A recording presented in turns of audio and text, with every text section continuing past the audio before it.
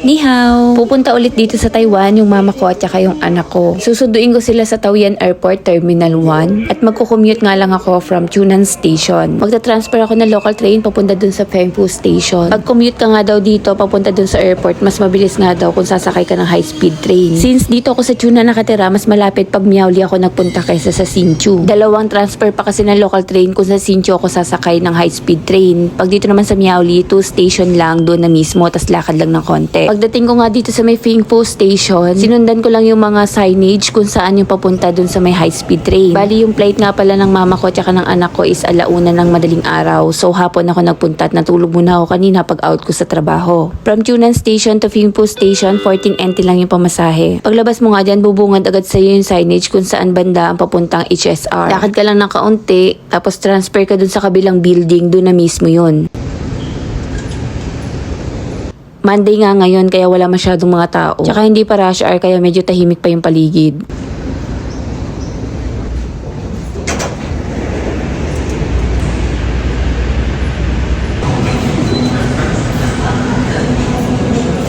Napakalawak pala ng station dito. First time ko nga palang pumunta dito at sumakay ng high-speed train. Doble ba o triple yung pamasahe pag dito ka sumakay compare doon sa mga local train. Ngayon ko lang naisip, una pa nga pala na madaling araw yung flight nila mama. Hindi nga pala ako nagmamadali. Ewan ko ba kung bakit nag-high-speed train ako. Dapat pala nag-local train na lang ako para mas mura yung pamasahe. 114 lang papuntang Taipei. Dito is 280 sa may Taoyuan Station lang yun. Pero at least first time ko may experience ang high-speed train ng Taiwan. Ito ang fastest way ng Taiwan para makapag-travel ka from north to south. Dahil ang speed nito is 300 km per hour, 1 line and 12 station lang yung hihintuan niya. Car number 9, seat number 7A yung ticket ko.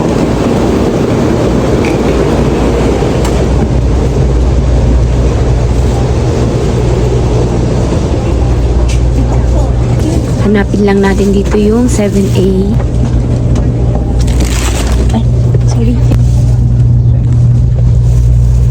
Nandito na tayo sa loob at nakaupo na. Next stop is Hsinchu Station. Then Taoyuan Station na, doon tayo bababa. Yung katabi ko nga pala is mag-ama na Taiwanese.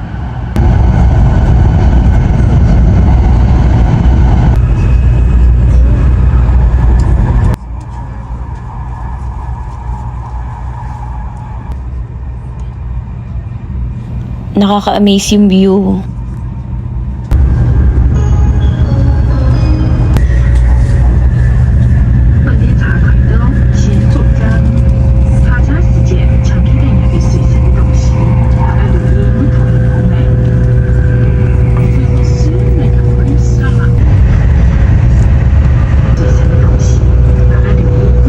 So, dito na tayo bababa sa Taoyuan Station.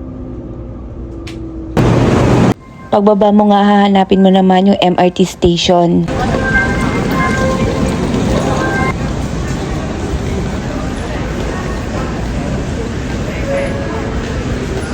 Palagi mo lang talagang titignan at hahanapin yung mga signage. Kasi first time ko lang din talaga pumunta dito at medyo naliligaw-ligaw pa nga ako. Ang nakakalito rin kasi talaga sa mga station, hindi mo alam kung saan ka ba lalabas, sa east, sa west, sa north or south. Kaya susundan mo lang din talaga yung mga signage.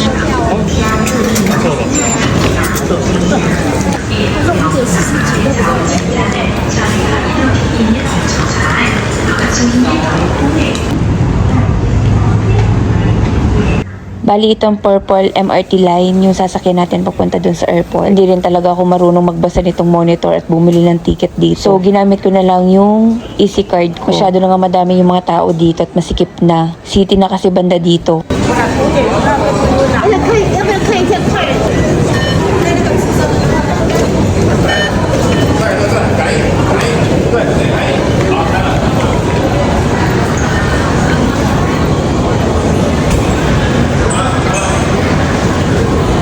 May nakalagay naman going to airport kaya di ka maliligaw.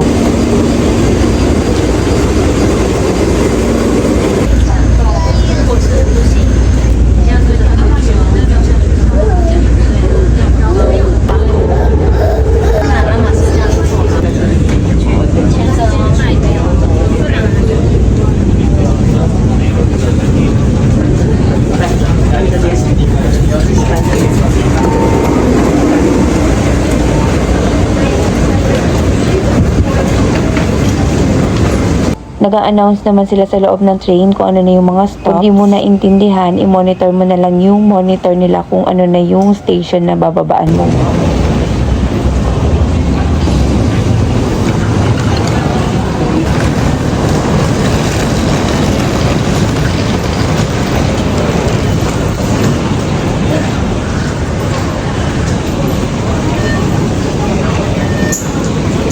Bali, sinundan ko na lang din yung flow ng maraming tao and nakita ko naman din yung mga signages doon yung palabas papunta sa Terminal 1.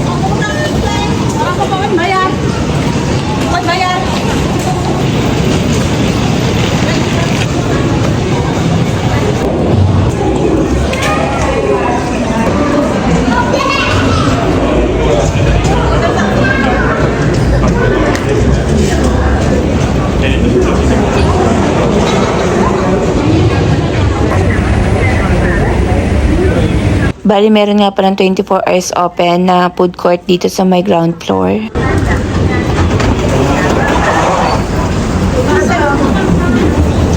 Dahil first time commuter nga ako papunta dito sa airport, iikutin ko muna siya sa loob and hahanapin ko muna yung arrival hall. Paghatid sundo kasi kami ng broker, mabilisan lang. Check-in na agad, then sundo, hatid. Hindi pa talaga namin naiikot tong Taoyuan Airport. Nung last time naman na nagbakasyon yung pamilya ko, ganun lang din yung nangyari. Pagka-check-in namin sa kanila, sumakay na din agad kami nung arkila namin na van. So kaya inagahan ko lang din ang punta dito para maikot ko yung airport.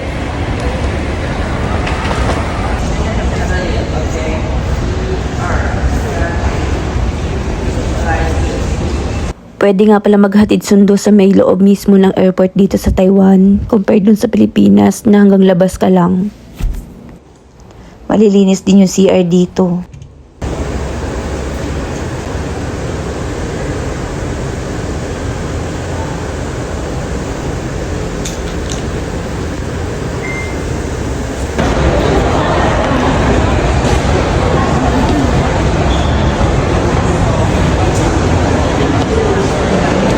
So, alas 8 na lang ng gabi, bali naupo muna ako dito sa may waiting area. Galing pa akong duty kagabi, kaya antok na antok talaga ako. So, matutulog muna ako dito. So, this is it. Alauna nga pala yung arrival nila kaso alas 2 na sila nakalabas ng airport kasi delay daw ng landing yung eroplano. Hand carry lang yung dala nila at wala silang check-in baggage kaya soft lang yung paglabas nila ng airport. Hindi na sila natagalan sa loob. Sila yung kaunahang lumabas sa mga passengers. Bali, sinet up ko nga lang pala yung isa kong camera dun sa may upuan para makuhanan kami ng video. Second time na nga pala nila ni mama na makasakay ng eroplano at makapunta dito sa Taiwan. Yung first travel nila is silang lahat ang pinapunta namin dito. Si mama, si papa, si Tim, si Reng, tsaka yung pamangkin ko. Nag-register nga pala kami dito sa may Lucky Land. Promo din siya ng Taiwan government para sa mga magta-travel dito sa Taiwan. Pwede kang manalo ng 5,000 NT. 1 QR code per passengers only. Walang swerte, wala silang nakuhang dalawa. Last year din, 5 passengers din sila kaso bokya din kami dyan. Sayang no, 5,000 din sana yun sa NT. And that's it for today's video. Thank you for watching guys.